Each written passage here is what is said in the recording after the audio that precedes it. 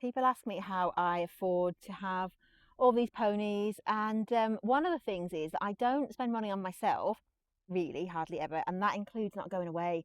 So I can't remember the last time I had a holiday, like going abroad. What I do is I go to Ireland. I missed the trip last year, but the year before and this year, I'm going to Ireland, over to Galway, to Clifton, which is where the Connemara pony sales are on and where the show is on annually. So annually there is a big Connemara pony show over there. That's like the home of the Connemara pony. So going there for the show again this year, and then we will be staying for the sale. So there's a 4-day sale, or is it 5-day sale on? We'll be staying for a couple of days of that as well. And there are sales on multiple times through the year, but the show's only on the once. And so this is my little like getaway. So I'm really looking forward to it. And it is one of the ways in which I just don't spend money. So I've got Callie right here. Snoozing at me, lass. I just don't spend money if I can help it. I don't go away. I have a car which I bought outright, very cheap. So I haven't got car monthly payments. My mortgage is super cheap. I did a video on that just yesterday, how cheap my mortgage is because my house is dirt cheap. I don't have like debt that I'm paying off aside from my mortgage. So I don't have like car payments. I paid off my student loan, fortunately, because I'm like a very old millennial. I did have a student loan, but not the giant ones that people are getting these days. So it was doable, and I paid it off a few years ago.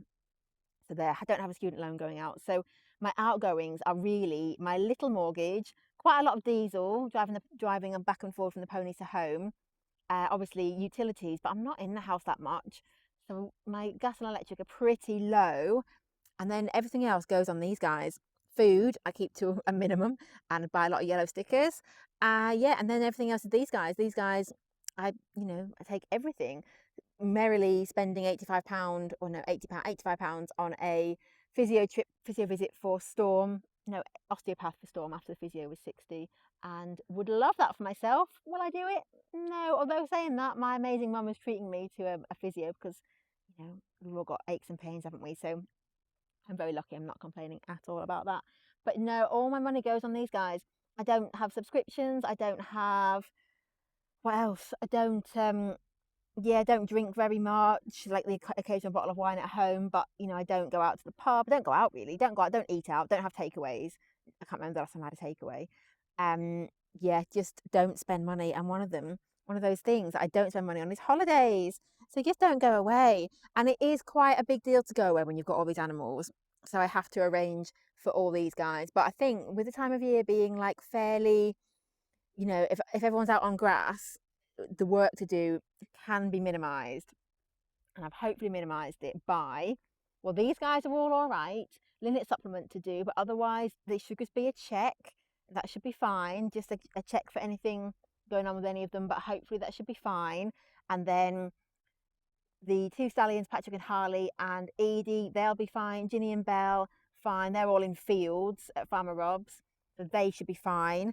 And what else, Callie? Um, Storm and Annie have now been moved to Farmer Rob's. That's the other foal and her mum, Storm. They've been moved to field at Farmer Rob's, so they shouldn't need much. Storm may need extra feed.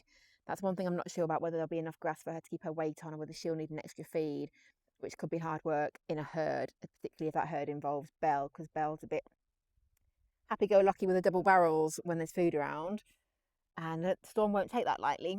So that's something that's on my mind. Storm's weight while I'm away, and will that be managed if she's in with Belle? But we could keep her separate from Belle. That's possible. But otherwise, hopefully, it's a good time of year to go. They're all out. There's no stables to muck out. There's no one to bring in and out of stables.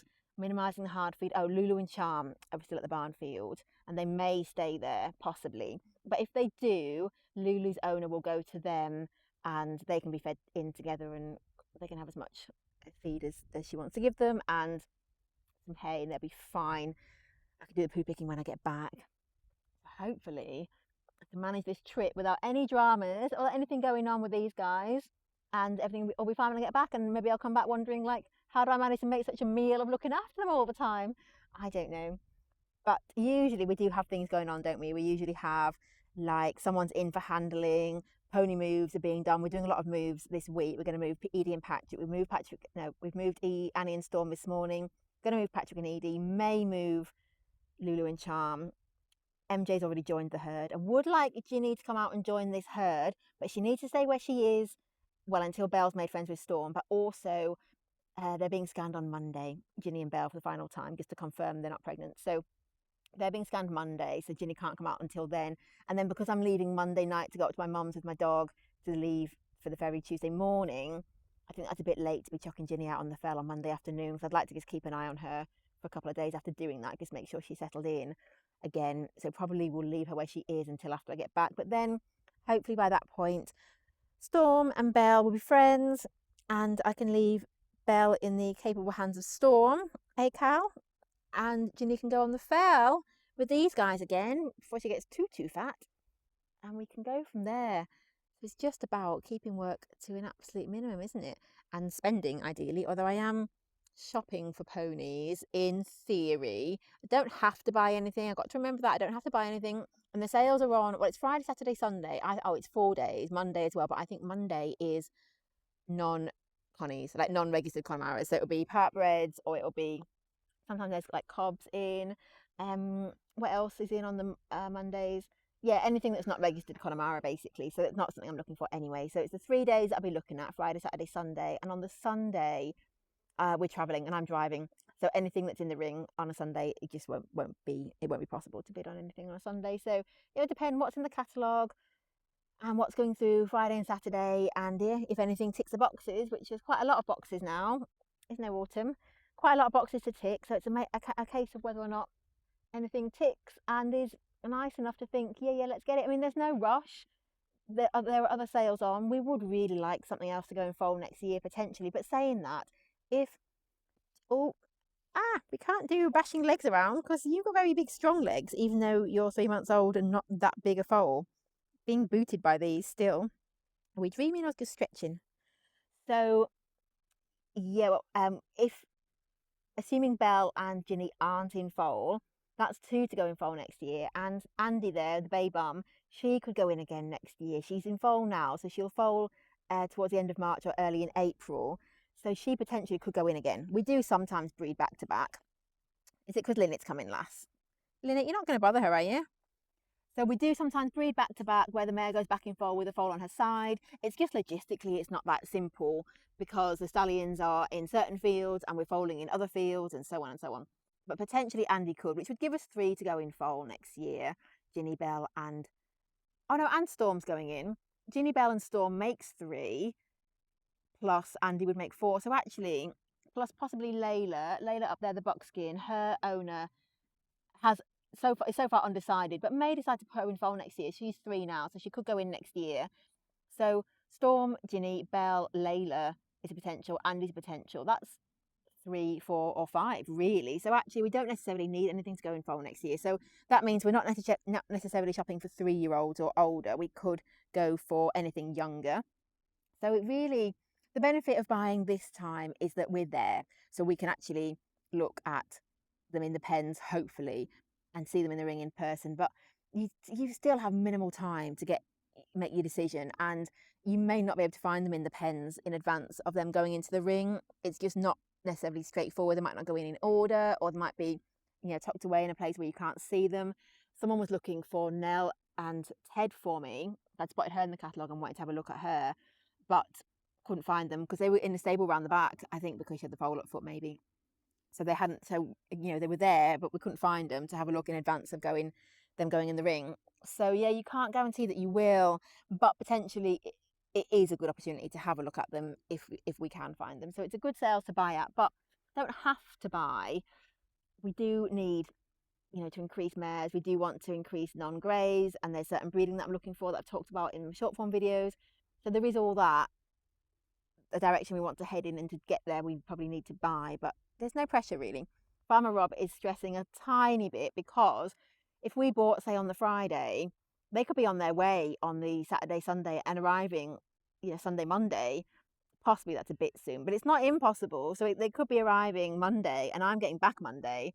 Well, I'm getting back from Ireland on the Sunday, but I was going to stop at my mum's on the way back down from the ferry, collect Jack and get back this way on the Monday morning. So if the ponies are arriving the early hours of Monday morning, that might have to change because he's like, I will go and get them on my own. but that's got to be the last resort. He's not that keen. He's a lot more horsey than he was, a lot more practiced than he was, but I think the idea of going to pick them up in the dark, because that's what happens normally. By the timing works that because we're quite far north, we're one of the early drop off, so it's sort of like 5 in the morning, at best, really, if not earlier, when we get the ponies delivered to us. So it's a matter of going and picking them up at the meeting spot, because we're quite far from the motorway, so they don't come all the way to us, and we wouldn't get the wagon in anyways. So we meet them at a motorway junction, and hand over there. Have one of those big buzzy things. Oh, Autumn, I'll try and get it if you stay still. They're horrible, aren't they? It's on your head. I'll get it, lass. I'll get it. Hang on. Let me try and get it. I'll try and get it. Oh, they're buggers, aren't they, those ones? I get it. Oh, all right, lass. Oh, they're monkeys, aren't they? Yeah, so it's a case of going and meeting them at the motorway junction and transferring from the big wagon to the little trailer, which is always smooth, to be honest, because the guys are so experienced doing it. Right. Oh, it's off. So that was probably very jiggly to watch that. The guys are so experienced doing it that it's usually pretty smooth sailing. Right, you lass. But still, I can understand him not wanting to do it on his own. I wouldn't be keen doing it on my own either, but it would be fine if one of us did have to. Oh, you're up. You have a nice snooze? Good lass. All right, missus. Well done. Well done, you. Good snoozing. Look at this big grey bum. Unbelievable. It's all just... You are a complete silverback and silver bum now, missus. Right, so I think the next plan now is to go and move Patrick and Edie. So that is my next job. Now these guys are checked upon. Charm and Lulu are fine at the barn field. Annie and Storm have already moved, so I'll go and check on them again in a bit. But I think overall, we're all right. Just looking at her bum for any loose poo, but I've already seen her do a poo and it was a good one, so I don't know what I'm worrying about, because you've got fine poos. I've been admiring your fine poos. Right, Callie lass, let's go and see Edie and Patrick and get them moved, shall we? Next job.